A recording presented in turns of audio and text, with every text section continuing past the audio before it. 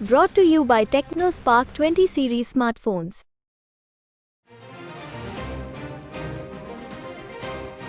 नमस्कार, मैं हूं डॉक्टर राम किंकर। हाजिर हूं एमसीडी की राम कहानी को लेकर अपने सहयोगी नासिर खान के साथ। जैसा मैंने आपको साफ तौर पर कहा था कि 26 अप्रैल को मेयर और डिप्टी मेयर का चुनाव है, लेकिन 10 साल बाद एक बार फिर संवैधानिक संकट आ गया।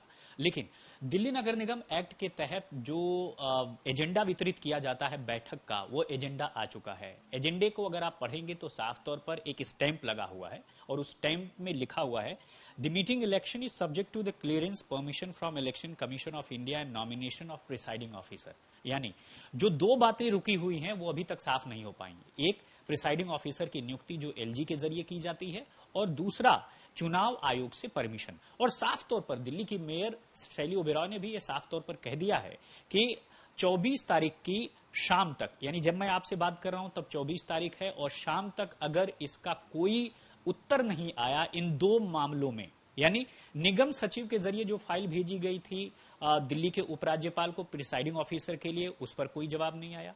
दूसरा, जो एक दूसरी फाइल भेजी गई थी चुनाव आयोग को कि आम चुनाव की आचार संहिता में भी किस तरह से चुनाव कराया जाए उसकी परमिशन के लिए, वो नहीं जवाब आया।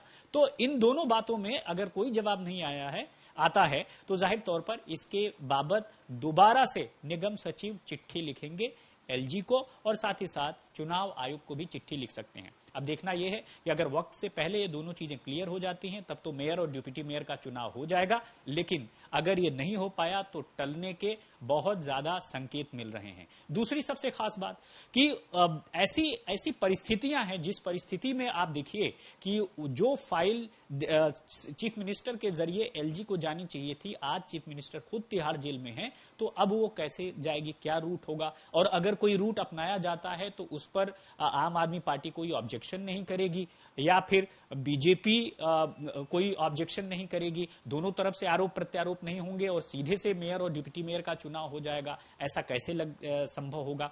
तो ये सब चीजें हैं जिसके बादल जब छटेंगे तब जाकर क्लैरिटी आएगी कि मेयर और डिप्टी मेयर का चुनाव हो सकता है या नहीं हो सकता है। लेकिन सबसे खास बात यही है कि इन दोनों मामलों में ही एक बड़ा पेंच फंसा हुआ है, यानी एक ऐसा संवैधानिक संकट जिसकी वजह से मेयर और डिप्टी मेयर का चुनाव इलेक्शन कोड ऑफ कंडक्ट में होगा या नहीं होगा, इसके बारे में साफ तौर पर कोई क्लैरिटी अभी तक नहीं आई है। तो इंतजार कीजिए, कम से कम 24 अप्रैल की शाम तक जो खुद मेयर इंतजार कर रही हैं, तो आने वाले दिनों में क्या पता इसकी परमिशन आ जाए और फिर मेयर का इलेक्शन हो जाए। लेकिन ये वो दुश्वारियां हैं, ये वो मुश्किलें हैं, वो परेशानियां हैं जिसके जरिए मैं आपको बताना चाहता हूं कि आखिरकार इन चीजों की वजह से क्या कुछ दिक्कत और परेशानी आ रही है इस वक्त चुनाव में, डिप्टी मेयर और मेयर के चुनाव में।